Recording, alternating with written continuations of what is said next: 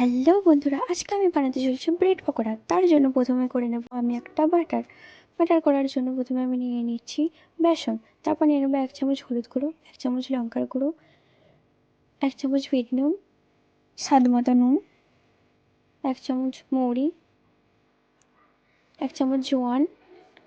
সবগুলোকে একসাথে মিক্স করে নেব। মিক্স করে নেওয়া হয়ে গেছে, তারপর দিয়ে দেবো অল্প পরিমাণে জল, দিয়ে মিক্সড করতে থাকবো। অল্প পরিমাণে জল দেবো আর অল্প করে মিক্স করতে থাকবো।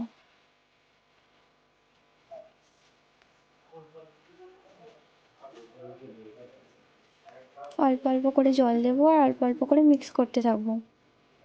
মিক্স করা কমপ্লিট। এবার দিয়ে দেবো বেকিং পাউডার, দিয়ে আবার অল্প করে মিক্স করে নেব। তোমরা যদি চামচ দিয়ে করতে না পারো তাহলে হাত দিয়েও করে নিতে পারো। তারপর কড়া বসিয়ে নেব। কড়া বসিয়ে অল্প পরিমাণে তেল দিয়ে দেবো পেঁয়াজ কুচি, বাঁধাকপি কুচি, বিম কড়াই কুচি। এবার আমি সবগুলোকে একসাথে মিক্স করে নেব।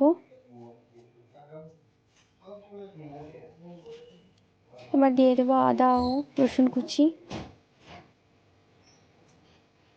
তারপর সবগুলোকে একসাথে মিক্স করে দিয়ে দেবো একটা ডিম। দিয়ে এবার সবগুলোকে একসাথে ভেজে নেব ভালো করে।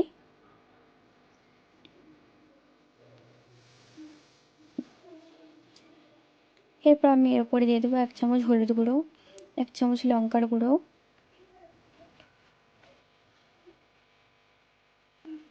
ধনে গুঁড়ো, 1 চামচ নুন,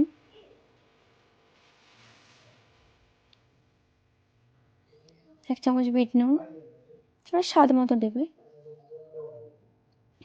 দিয়ে এবার সবগুলোকে মিক্স করে তারপর দিয়ে দেবো সেদ্ধ করে রাখা আলু।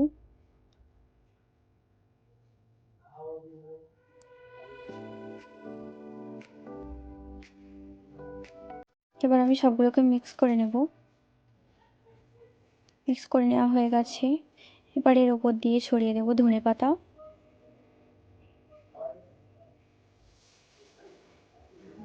ধনেপাতা দিয়ে কিছুক্ষণ মিক্স করে তারপর আমি এটাকে নামিয়ে নেব। আমার আলুর পুর বানানো রেডি হয়ে গেছে।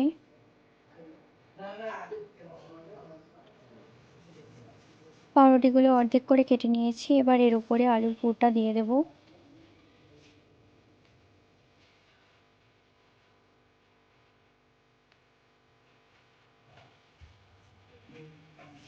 এবার উপর সাইডে যেটা আছে সেটা চাপিয়ে দেবো ভালো করে,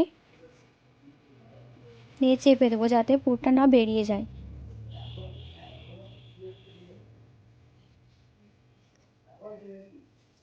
চেপে নিয়েছি ভালো করে। এবার আমি বাটারে ডুবিয়ে তেলে ছেড়ে দেবো। ভালো করে বাটারে ডুবিয়ে নেব। ডুবিয়ে নিয়ে এবার গরম করে রাখা তেলে ছেড়ে দেবো।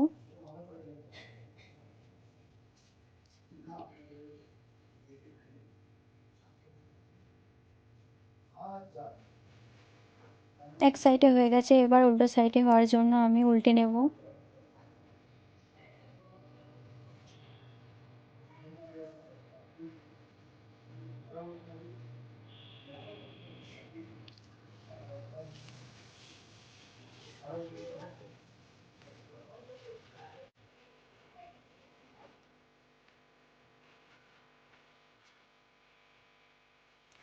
এটা তোমরা সন্ধ্যার জলখাবারে বানিয়ে নিতে পারো।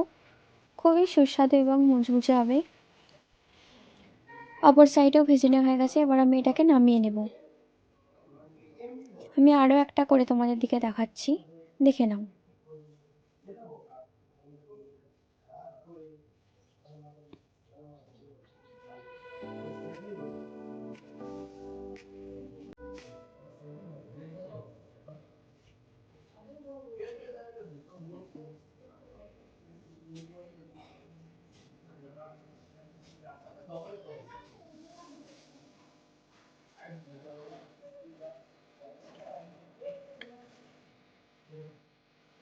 তোমরা এই ব্রেড পকোড়াটা একবার বানিয়ে খেতে পারো, খুবই সুন্দর খেতে।